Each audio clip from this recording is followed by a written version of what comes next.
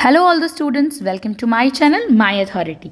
तो आज का हमारा टॉपिक होगा administrative system of Maurya and Kautilya era. जो मौर्य साम्राज्य और कौटिल्य का जो समय था, चंद्रगुप्त चाणक्य का जो समय था, उस समय भारत के अंदर प्रशासनिक व्यवस्थाएं कैसी थी और क्या उसकी कैरेक्टरिस्टिक्स फीचर्स हैं, वो आज सब हम इस वीडियो के अंदर कवर करेंगे डिटेल्ड नोट्स के साथ। तो चलिए शुरू करते हैं। Introduction to the Maurya and Kautilya period. जो मौर्य साम्राज्य का पीरियड है, कौटिल्य का पीरियड भी उसे कहा जाता है, because Kautilya is a very important thinker at that period. तो उस समय क्या इनका एडमिनिस्ट्रेटिव सिस्टम था, उसका इंट्रोडक्शन है। तो the Mauryan empire was established around 324 BCE। यहाँ पे इसकी डेट दी हुई है कि मौर्य एम्पायर कब इस्टेब्लिश हुआ, बाय चंद्रगुप्त मौर्य। चंद्रगुप्त मौर्य के द्वारा मौर्य साम्राज्य का स्थापना हुई थी। After over throwing the Nand dynasty, जब नंद डायनेस्टी को हरा दिया गया था तब मौर्य साम्राज्य स्थापित हुआ था। चाणक्य यानी Kautilya, a key political strategist, played a vital role. Chanakya जो थे वो बहुत ही अच्छे राजनीतिक कूटनीतिक भी थे, राजनीतिज्ञ भी थे, और पॉलिटिकल स्ट्रैटेजीज उन्होंने बहुत अच्छी बनाई थी। उसने पॉलिटिकली बहुत ही अच्छा प्ले किया role in Chandragupta raised power, की चंद्रगुप्त की शक्ति को जागृत करने में और राइज उसे क्राउन या प्रिंस बनाने में उनकी स्ट्रैटेजीज बहुत काम आई। तो की एडमिनिस्ट्रेटिव पॉलिसीज वर आउटलाइन इन अर्थशास्त्र, और ये इनकी जितनी भी एडमिनिस्ट्रेटिव प्रशासनिक नीतियां हैं जो आचार्य चाणक्य की, वो अर्थशास्त्र में इनबिल्ट हैं। और ट्रिटाइजेस रिटन बाय कौटिल्य, जो बुक है वो लिखी गई है कौटिल्य के द्वारा। इंपॉर्टेंट रूल्स एंड इवेंट्स हम देखते हैं तो चंद्रगुप्त मौर्य का जो काल है उसका ईयर ये है, उसका जो टर्म है। Founded the Maurya dynasty with guidance from Chanakya. Chandragupta Maurya ने डायनेस्टी किसके बिहाफ पर, किसकी गाइडेंस में हासिल की थी? चंद्रगुप्त आचार्य चाणक्य की। एक्सपेंडेड द एम्पायर, अपने साम्राज्य का विस्तार कैसे किया था? Across northern and central India. For example, this is a map of India, okay. और यहाँ पर बताया गया है कि यहाँ पर ये था मगध, ये एरा, जिसमें नॉर्थ यानी यहाँ से ये वाला पार्ट और सेंट्रल इंडिया तक के पार्ट को, मगध साम्राज्य को, अपने साम्राज्य का एक्सपेंशन किया था, ओके, अक्रॉस इंडिया, पूरे इंडिया में। अडॉप्टेड जैनिज्म, जैन धर्म को अडॉप्ट किया। And abdicated the throne in favour of his son Bindusara. Jainism को अडॉप्ट किया और बाद में abdicated the throne in favour of his Bindusara, बाद में उस थ्रोन को हटा भी दिया था बिंदुसार के फेवर में। बिंदुसार का जो काल था, जो चंद्रगुप्त का बेटा था, उसका ये पीरियड था। मेंटेन द एम्पायर, अपने साम्राज्य को बनाया। और एक्सपेंडेड इट साउथवर्ड यानी कि इंडिया, पहले चंद्रगुप्त ने तो सेंट्रल और नॉर्थ में फैलाया था अपने साम्राज्य को, और बिंदुसार ने साउथवर्ड, फिर एक्सपेंड और होने लगा था वो नीचे की ओर, दक्षिण की ओर। Had good relations with Greek rulers, और बिंदुसार के समय इंडिया के जो रिलेशंस थे वो ग्रीक से बहुत अच्छे थे, ग्रीक लोगों से, including Antiochus I and Seleucus Nicator empire से। अशोका द ग्रेट बहुत इंपॉर्टेंट रहा है, अशोका का एरा और अशोका का administration very important. Initially expanded the empire through military conquest. Ashoka ने तो मिलिट्री कंक्वेस्ट यानी आर्मी होती है, जो आर्मी आक्रमण जो होता है, सेना के आक्रमण से सब जगह को जीता था। कलिंग वॉर इसका एग्जाम्पल है। कलिंग वॉर का era was a turning point, एक टर्निंग पॉइंट था। He renounced violence and embraced Buddhism, जहाँ पर जो कलिंग वॉर में तो अशोक ने बहुत ज़्यादा वायलेंस की थी, लेकिन बाद में बुद्धिज्म को अपनाया था उन्होंने after the Kalinga war. Promoted dharma, फिर बाद में धर्म का धामा यानी राइटस गवर्नेंस, की किस तरह से शांति से गवर्नेंस करनी है, राइटस गवर्नेंस, धार्मिक तरीके से, ये होता है धामा। प्रमोटेड धर्म। रिलीजियस टॉलरेंस, की रिलीजन को इम्पोर्टेंस देना। एंड वेलफेयर पॉलिसीज बाद में ये अपनाई गई थी आफ्टर द बुद्धिज्म को अपनाने के बाद। की गवर्नेंस एंड एडमिनिस्ट्रेटिव फीचर्स हम देखते हैं। सेंट्रलाइज एडमिनिस्ट्रेशन सिस्टम था उस समय मौर्यन एम्पायर में।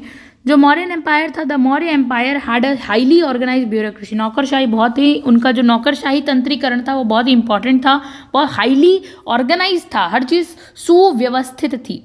अर्थशास्त्र प्रोवाइडेड अ गाइडलाइंस, जो ये बुक है हमें एक गाइडलाइन प्रोवाइड करती है ऑन गवर्नेंस, शासन पर, अर्थव्यवस्था पर, इकोनॉमी पर, टैक्सेशन यानी कर व्यवस्था पर, मिलिट्री पर, आर्मी पर, एंड एस्पिनोज जो गुप्तचर प्रथा थी उस पर। प्रोविंशियल रूल देखते हैं। प्रोविंशियल रूल क्या होता है? The empire was divided into 4 provinces, अलग अलग प्रांत में प्रोविंस में बांटा गया है। Each govern by Kumara royal prince इनको गवर्न करता है, ये है प्रोविंशियल रूल। इकोनॉमिक पॉलिसी क्या है? फोकस्ड ऑन एग्रीकल्चर, जो इकोनॉमिक पॉलिसी फोकस करती थी कृषि पर, ट्रेड, व्यवसाय एंड टैक्सेशन, कर पर। स्पाई सिस्टम क्या होता है? यूज्ड इंटरनल सिक्योरिटी को अपनाना एंड इंटेलिजेंस गैदरिंग करना कि कोई खुफिया जानकारी मिल जाए। डिक्लाइन ऑफ मौर्य एम्पायर देखते हैं। Decline after Ashoka's death, Maurya empire Ashoka की डेथ के बाद इसका डिक्लाइन हो जाता है, इसका काल खत्म हो जाता है ड्यू टू वीक सक्सेसर, क्योंकि उत्तराधिकारी जो थे अशोका के बाद वो ज़्यादा अच्छे नहीं थे अपने प्रशासन में, अपने कार्य में। लास्ट मौर्यन रूलर जो था वो था बृहद्रथा was assassinate.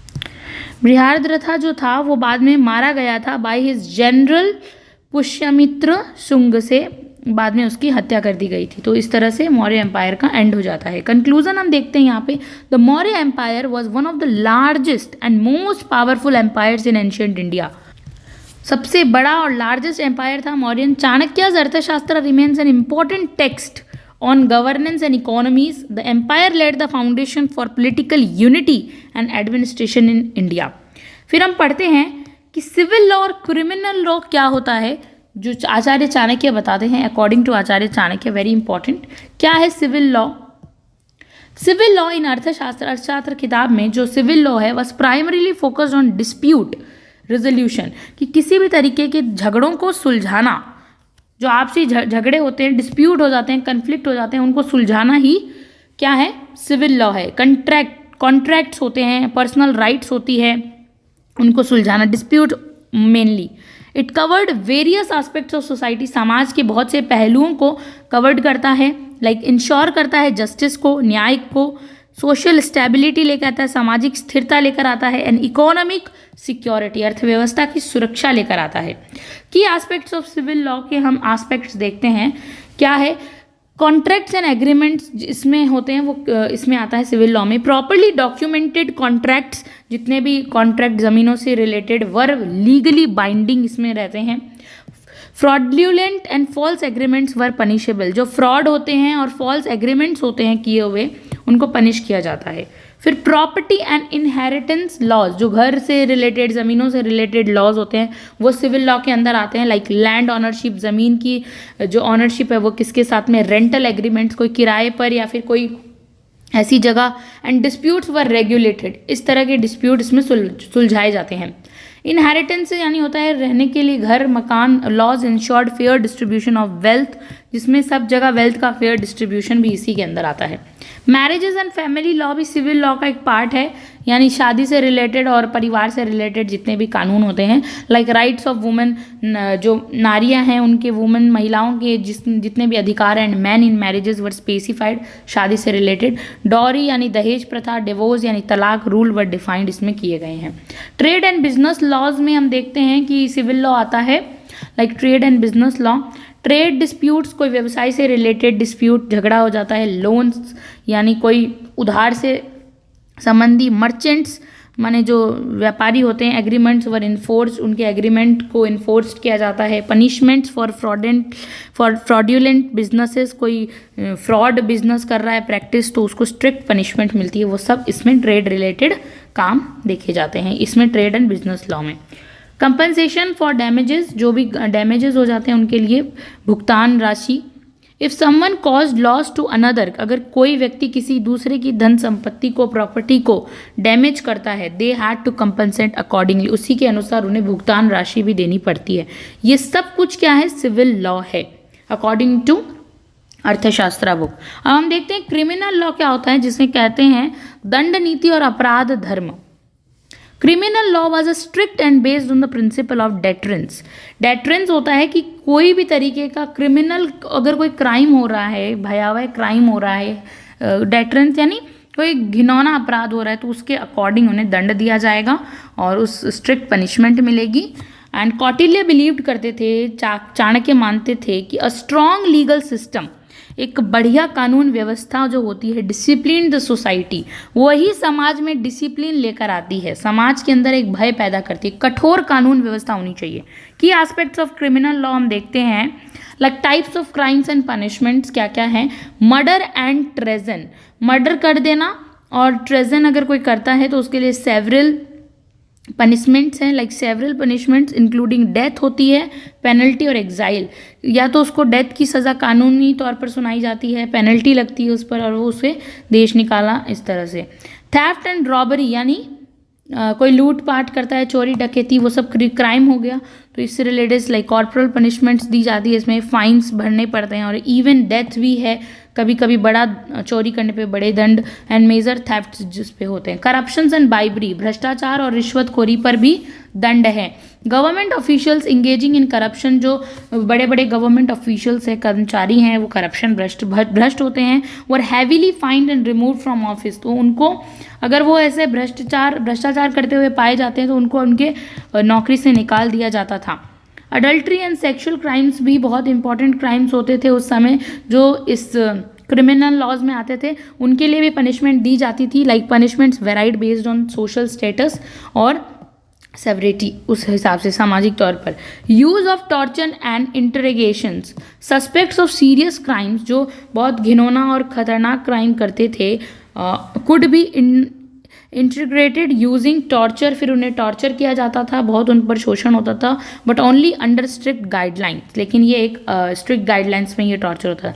Prisons and rehabilitation मतलब होता है jails were used for criminals, जितने भी जेल्स होती थी वो क्रिमिनल्स को रखने के लिए होती थी, but rehabilitation was also encouraged.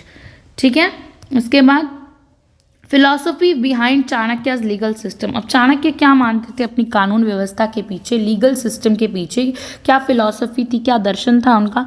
बोलते थे कि strict laws maintain order in society, जो भी स्ट्रिक्ट लॉज होंगे ना वो सोसाइटी में एक ऑर्डर मेंटेन करेंगे रूल रेगुलेशंस के। Justice should be swift and effective to deter crimes, जो जस्टिस है, न्याय है, वो बहुत ही स्विफ्ट और इफेक्टिव, तुरंत और प्रभावी तरीके से होना चाहिए ताकि क्राइम खत्म हो सके। Both the king and common people are subject to law, कानून चाहे राजा हो चाहे प्रजा का कोई व्यक्ति हो, सबके लिए कानून समान है। फेयरनेस आनी चाहिए, इक्विटी फेयरनेस की बात करते थे। The ultimate goal of law is welfare of the state, और अल्टीमेट गोल क्या है लॉ का, कानून का, कि समाज कल्याण हो, स्टेट राज्य का कल्याण हो और उसके नागरिकों का, पीपल का कल्याण हो।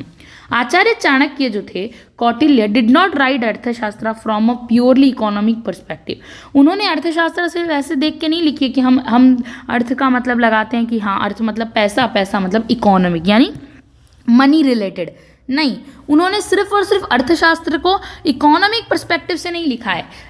मतलब आज हम अगर समझते हैं वैसा कि इकोनॉमी की होगा अर्थशास्त्र का मतलब, नहीं, instead he approached it's holistically. उन्होंने उस अर्थशास्त्र किताब में बहुत ही गहरी बात की है।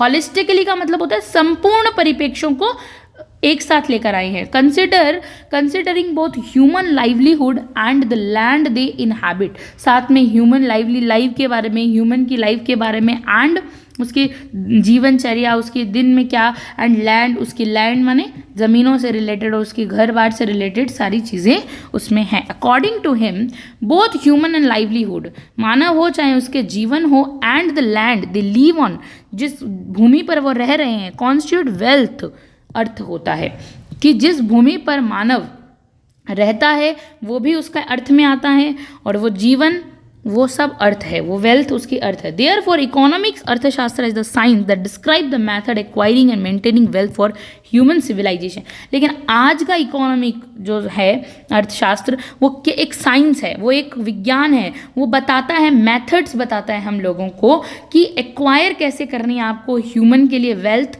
और मेंटेन कैसे करें, आप अपने पैसों को कैसे, जमा पूंजी को सुरक्षित रखें, मेंटेन करें, वो आज का इकोनॉमी हमें बताता है। लेकिन उस टाइम की इकोनॉमी में सब कुछ इंक्लूड कर दिया जाता था, इसीलिए यहाँ कहा गया holistic.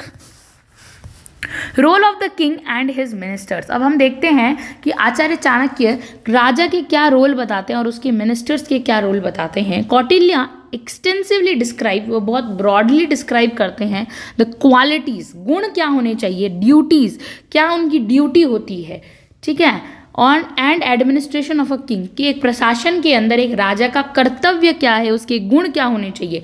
He emphasise that a king alone can not rule effectively, वो कहते हैं कि राजा कभी भी अकेला शासन नहीं कर सकता है, कभी भी एक राजा अकेला शासन नहीं कर सकता। Just like a single wheel can not move a chariot, किसी भी गाड़ी को चलाने के लिए, जो पहियों से चलने वाली गाड़ी होती है, तो एक चक्के से वो गाड़ी नहीं चलती है, उसी तरीके से राजा को शासन करने के लिए 4 पहिए वाली गाड़ी जैसे हम कहते हैं वैसा होना चाहिए। Hence the king must appoint capable ministers to assist in governance, इसीलिए जो राजा है उसे मिनिस्टर्स को अपॉइंट करना चाहिए ताकि वो उसे बार बार सलाह दे सके।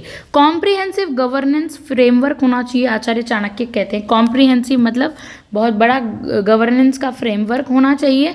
तो अर्थशास्त्र प्रोवाइड, जो अर्थशास्त्र किताब है वो डिटेल्ड स्ट्रक्चर बताती है गवर्नेंस इन मौर्य एरा में, कि मौर्य काल में गवर्नेंस एरा के अंदर किस तरह से गवर्नेंस शासन का स्ट्रक्चर होना चाहिए। इट कवर्स पब्लिक वेलफेयर, समाज कल्याण, फॉरेन पॉलिसी, विदेश नीति, इंटरनल सिक्योरिटी जो आंतरिक सुरक्षा है उसको इंक्लूड करती है, ब्यूरोक्रेसी, नौकरशाही, रिवेन्यू सिस्टम जो है टैक्स से रिलेटेड, कर से रिलेटेड, एक्सपेंडिचर व्यय से रिलेटेड, लॉ यानी कानून, और जस्टिस यानी न्याय।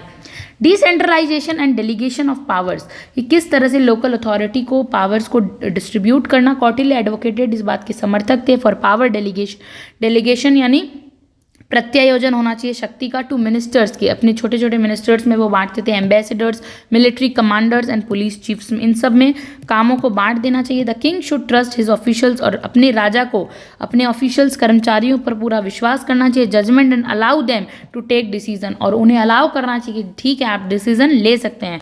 ऑन देयर एक्सपर्टीज, उनकी जो इंटेलिजेंस है उस पर भरोसा होना चाहिए राजा को।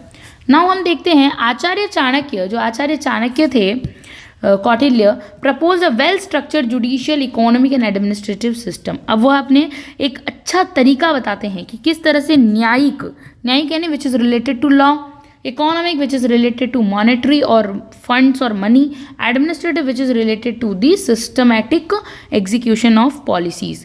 इन अर्थशास्त्र में वो बताते हैं इंश्योरिंग जस्टिस, की कैसे न्याय स्थापित हो, समृद्धि आए, आर्थिक समृद्धि, और एफिशिएंट गवर्नेंस इन मौर्य एम्पायर, मौर्य काल में बढ़िया शासन कैसे हो इस्टेब्लिश्ड।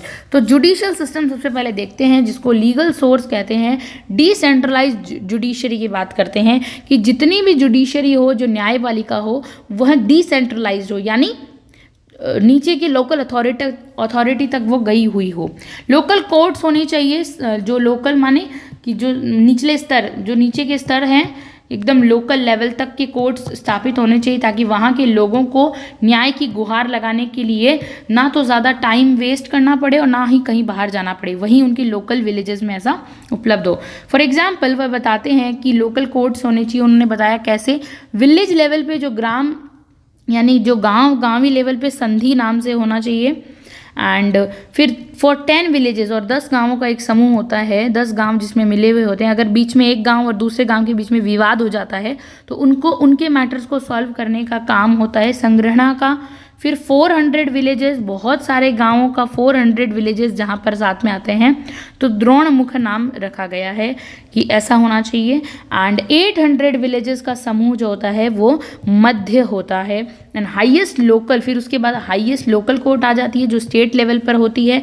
बेंच सिस्टम क्या होता है, वेरी इंपॉर्टेंट। बेंच सिस्टम कहते हैं मल्टीपल जजेस होने चाहिए, कि निर्णय लेने के लिए सिंगल जज नहीं होना चाहिए, मल्टीपल जज का एक बेंच होना चाहिए, जिसमें 3 जज को रेफर किया है।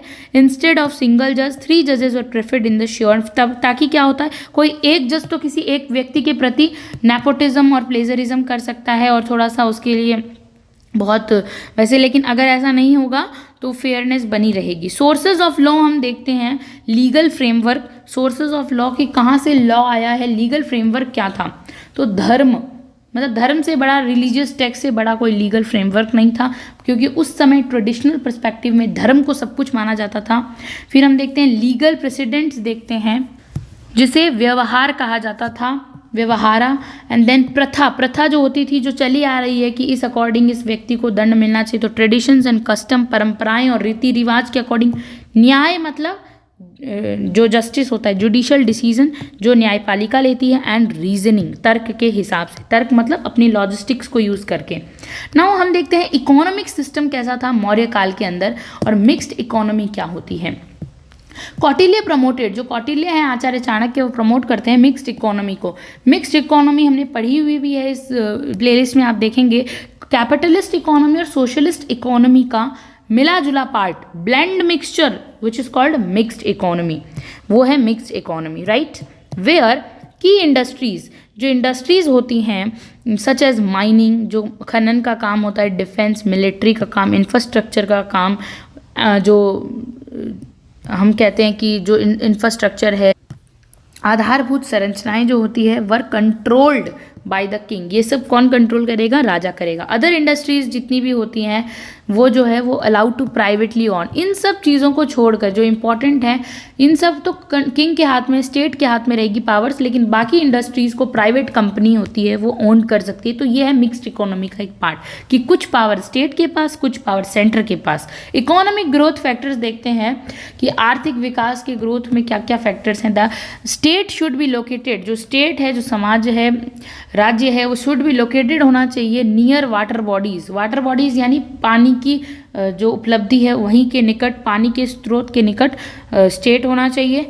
फॉरेस्ट, वन भी होना चाहिए। मिनरल डिपॉजिट जहाँ अच्छे हों, यूँ नहीं कि हम बहुत ही एक वीरान से क्षेत्र में बसे हैं जहाँ हमारे पास ना पानी है ना वन है, हर चीज़ की आपूर्ति होनी चाहिए।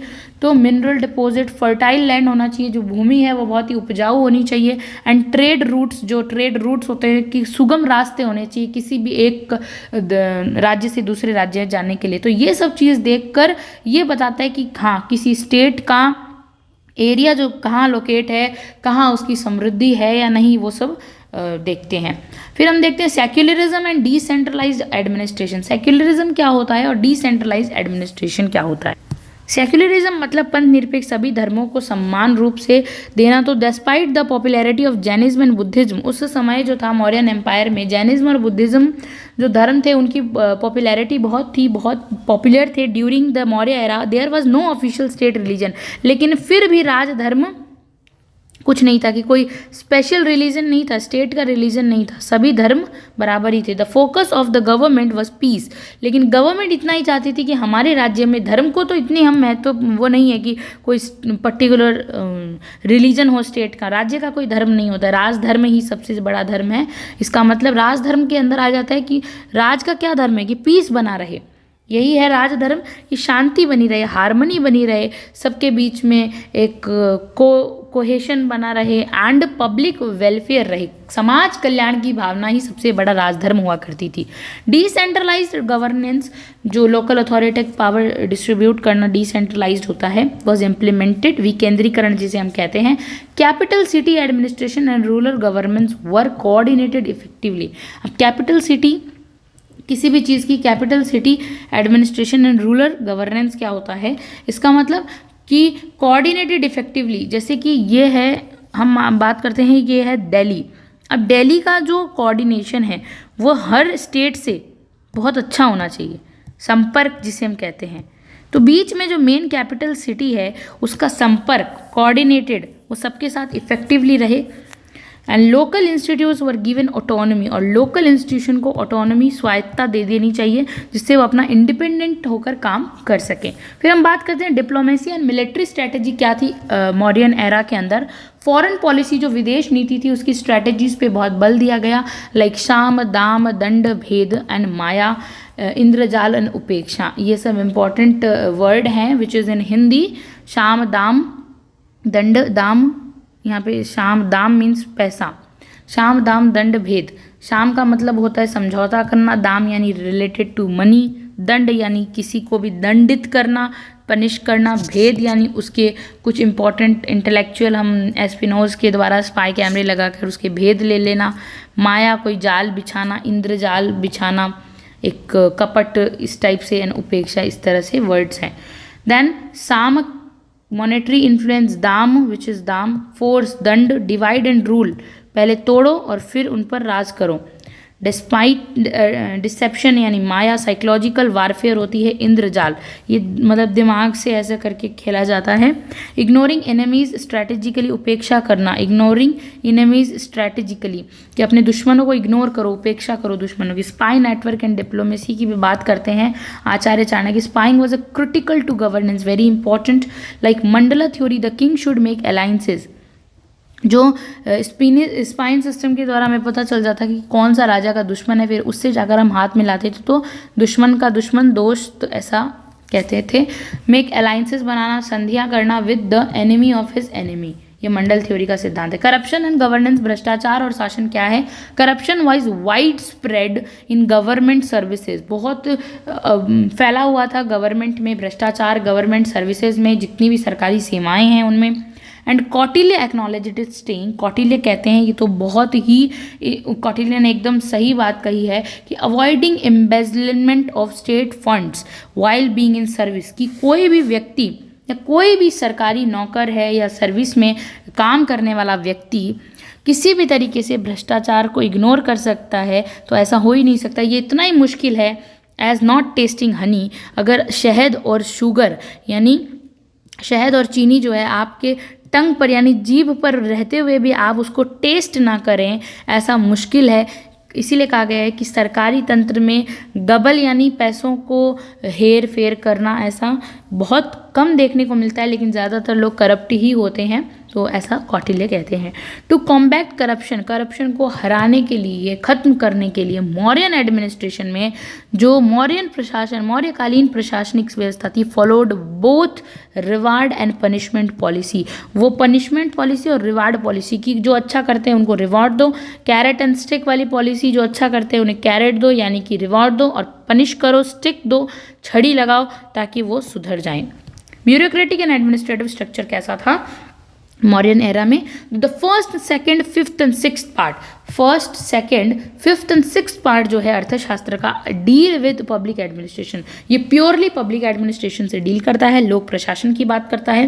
Public service and personal management यानी सरकारी सेवा और कर्मचारी प्रबंधन वर वेल ऑर्गेनाइज, बहुत अच्छा होना चाहिए।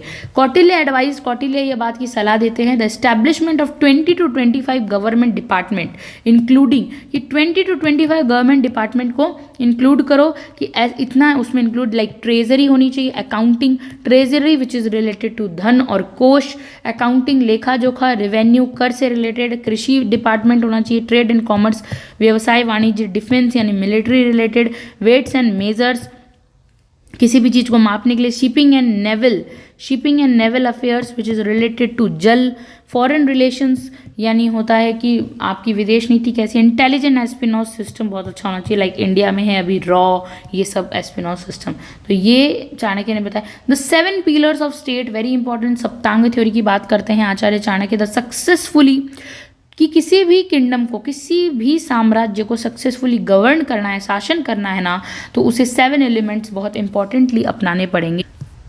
For example Swami, the ruler, ये होना चाहिए, स्वामी के बिना कोई राजा नहीं है। आमात्य, मिनिस्टर्स, काउंसिल ऑफ मिनिस्टर होनी चाहिए।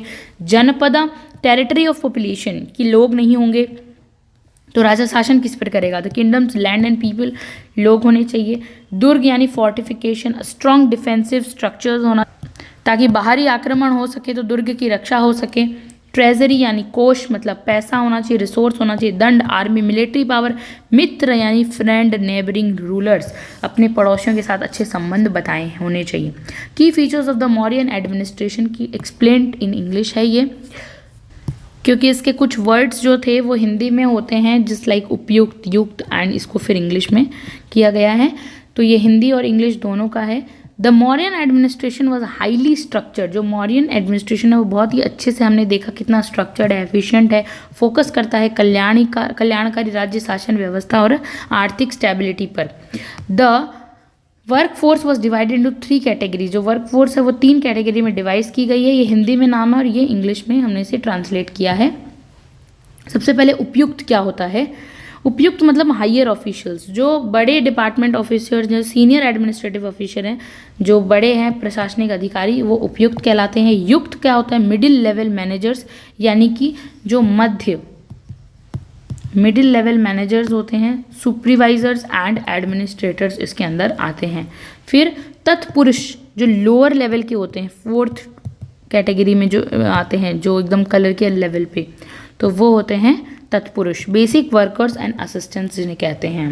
कैरेक्टरिस्टिक्स ऑफ मौर्यन एम्पायर में सबसे पहली कैरेक्टरिस्टिक्स है वेलफेयर स्टेट की बात करना, कल्याणकारी राज्य जो जनता के कल्याण की बात करे। द प्राइमरी गोल होता है ना, इंपॉर्टेंट प्राथमिक उद्देश्य ऑफ मौर्यन गवर्नमेंट, मौर्य काल का क्या था, was public welfare, Kalyan. Policy focused on शिक्षा पे, हेल्थ केयर पे, सुरक्षा सेवा, स्वास्थ्य, इंफ्रास्ट्रक्चर, आधारभूत संरचनाएं एंड इकोनॉमिक सिक्योरिटी, अर्थव्यवस्था की जमा पूंजी राशि की सिक्योरिटी होना। The state took responsibility, state को रिस्पॉन्सिबिलिटी लेनी चाहिए for well being of the people. Strong foreign policy यानी सुदृढ़ विदेश नीति होनी चाहिए, ये हिंदी में इंग्लिश में। सुदृढ़ विदेश नीति क्या होती है, एकदम मजबूत। डिप्लोमेटिक यानी कूटनीतिक स्ट्रैटेजी होनी चाहिए, हमें एक देश से हमें बात करना आना चाहिए, दूसरे देश के साथ हमारी फॉरेन पॉलिसी अच्छी होनी चाहिए। Ensured friendly relation on military strength, हमारी जो आर्मी की स्ट्रेंथ है वो बढ़नी चाहिए। मंडल थ्योरी क्या होती है, जो हमने ऊपर पढ़े कि 7 मंडल थ्योरी होती है कि अलायंसेज वर फॉर्म्ड स्ट्रैटेजिकली, ये मंडल थ्योरी है चाणक्य की, किसी और वीडियो में हम डिटेल से एक्सप्लेन करेंगे। इसके अंदर हम मित्र बनाते हैं, जो शत्रु का लाइक अरि मित्र ये सब हैं इसके अंदर। तो कंसिडरिंग द इनेमी, दुश्मन का दुश्मन जो होता है वो हमारा दोस्त होता है, ये इंपॉर्टेंट लाइन हम हमेशा सुनते हैं। स्पाइज होते हैं एंड एम्बेसडर्स प्ले अ की रोल इन फॉरेन डिप्लोमेसी, स्पाइजेस जो गुप्तचर होते हैं और उनके एम्बेसडर्स जो होते हैं वो इंपॉर्टेंट रोल प्ले करते हैं। लार्ज ब्यूरोक्रेटिक सिस्टम था चाणक्य के समय, नौकरशाही सिस्टम और इफेक्टिव पॉलिसियाँ, ऐसी रणनीतियाँ बनाई गई थी जो इफेक्टिवली किसी राज्य को समृद्ध करे और राज्य का साम्राज्य का प्रसार करे। The empire had a well organised and large bureaucratic structure, जो एम्पायर था, साम्राज्य था, उसका वेल ऑर्गेनाइज्ड, बहुत विशाल लार्ज ब्यूरोक्रेटिक स्ट्रक्चर था। Government officials were assigned specific roles based on merit and expertise. Kautilya emphasise करते हैं कि किसी भी तरीके से अगर आपको गवर्नमेंट ऑफिशियल को हायर करना है तो स्पेसिफिक रोल्स होने चाहिए, उनके सबके काम बंटे हुए होने चाहिए, मेरिट और एक्सपर्टीज़ उनके स्किल्स पे उन्हें करें। Corruptions control was a major focus, भ्रष्टाचार को रोकना उनका मुख्य उद्देश्य था, मेजर फोकस था। Rewards and punishments were use to ensure ethical conduct, और एथिकल कंडक्ट मतलब जो थे ये रिवार्ड्स देना, पनिशमेंट्स देना, ये इस तरह से जो है ये सब यूज़ करना पड़ता था ताकि एथिकली मॉरली किसी भी तरीके से कोई नुकसान ना हो। Organisational development and efficiency, the government followed a structured approach follow करना पड़ता था गवर्नमेंट को और इफेक्टिव गवर्नेंस लाने के लिए। डिपार्टमेंट्स 20 to 25 गवर्नमेंट डिपार्टमेंट्स के डिविजन्स बताए, was created to efficient administration like revenue, defence, agriculture, trade, espionage etcetera, कि इतने डिपार्टमेंट होने चाहिए। स्ट्रिक्ट रूल्स, वर्क डिसिप्लिन होना चाहिए, काम में अनुशासन, दक्षता को बढ़ाने के लिए। डेलीगेशन ऑफ पावर्स होता है कि सत्ता का प्रत्यायोजन कर देना। The king did not rule alone, king अकेला शासन नहीं करेगा, डेलीगेट अथॉरिटी, अपनी अथॉरिटी को डेलीगेट करेगा, प्रत्यायोजन करेगा और अपने ट्रस्ट करेगा अपने ऑफिशियल्स पर। Minister, governors and military commanders were given decision making power, इन सभी को जो है डिसीजन लेने की पावर दी जाएगी। This system ensured smooth administration, जिससे स्मूथली जो है एडमिनिस्ट्रेशन प्रशासन का काम चले, रैपिड डिसीजन मेकिंग आए। डिसेंट्रलाइजेशन, विकेंद्रीकरण क्या होता है, सत्ता को छोटे तरीकों से, जैसे सेंट्रल ने स्टेट को, स्टेट ने local authority. Administration divided among different levels, village, district, province, central, इस तरह से। Local institution were given autonomy, स्वायत्ता देना, हैंडल विलेज लेवल प्रॉब्लम्स की लोकल इंस्टीट्यूशन आप अपना लोकल लेवल पे जो भी आपका न्याय है वो देख लीजिए। डिसेंट्रलाइजेशन इंप्रूव एफिशिएंसी, फास्टनेस लेकर आता है, लॉ इन्फोर्समेंट होती है और लोकल गवर्नेंस काम करती है। इंडिपेंडेंट एंड फेयर जुडिशरी, इसकी स्थापना बहुत ज़रूरी थी कि स्वतंत्र न्यायपालिका की स्थापना हो। 3 जजेस benches were preferred to impartial rulings like judiciary separate from executive legislature functions, न जुडिशरी के काम में दखल अंदाजी नहीं करनी है कार्यपालिका और विधान पालिका को, इस तरह से। एंश्योरिंग फेयरनेस, इससे फेयरनेस आती है। लॉज वर बेस्ड ऑन धर्म, व्यवहार, प्रथा, न्याय, ये हमने पहले भी पढ़ा है। Effective communication and coordination, well कि संचार अच्छा होना चाहिए और कोऑर्डिनेशन सब तक होना चाहिए, कम्युनिकेशन नेटवर्क होने चाहिए, हेल्प क्विक एडमिनिस्ट्रेशन। उस टाइम तो इतना फ़ोन वगैरह कुछ भी नहीं था, किसी भी चीज़ का आविष्कार नहीं हुआ था, तो टाइम लग जाता था, लेकिन आज तो है। लेकिन पहले मैसेंजर्स थे, स्पाइस एंड रोड नेटवर्क्स थी, मैसेंजर्स लाइक कबूतर और ये सब यूज़ किए जाते थे। एंश्योर टाइमली गवर्नेंस, समय की बचत हो सके। Local and central government were coordinated, कि जो सेंट्रल गवर्नमेंट है वो लोकल गवर्नमेंट से अच्छे से तालमेल बिठा हुआ और हर बात की सूचना जानी चाहिए। मिक्स्ड एंड स्ट्रॉन्ग इकोनॉमी होनी चाहिए, मॉडल अपनाया था चाणक्य ने मिक्स्ड इकोनॉमी का। Major industries like this were controlled by the states and smaller industries privately owned होनी चाहिए। उसके बाद एग्रीकल्चर टैक्सेशन पॉलिसीज, ये एक रिवीजन है। रूल ऑफ लॉ होना चाहिए, विधि का शासन, कानून से ऊपर कुछ नहीं है, राजा प्रजा सब समान है। Law apply to everyone equally, official हो, कोई अधिकारी हो या कॉमन पीपल नागरिक हो। Legal system followed a strict guideline to ensure justice, strict guideline follow करनी होगी। Corruption were severely punished by the fair administration were emphasised, सभी को करप्शन के लिए जो भी करेगा उसे दंड मिलेगा। सेक्युलर स्टेट होना चाहिए, धर्मनिरपेक्ष राज्य की स्थापना करनी, ये हिंदी में और इंग्लिश में। Despite popularity of Jainism and Buddhism there was no state relationship, state का कोई धर्म नहीं होना चाहिए। Focus religious tolerance was promote maintain social harmony, social harmony बनाने के लिए सभी धर्मों को सम्मान देना है। The focus was on governance, public welfare, peace and rather than religious enforcement, किसी पर्टिकुलरली एक धर्म को इंपॉर्टेंस देने की जगह सबको मिलकर काम करना है। Governance system in the Mauryan period, राज्य लाइक किंग, सुप्रीम अथॉरिटी है king, head of the state होता है king, who had the absolute power over governance and decision making. मंत्री परिषद, council of minister, group of advisers assisting the king in policy formation and administration.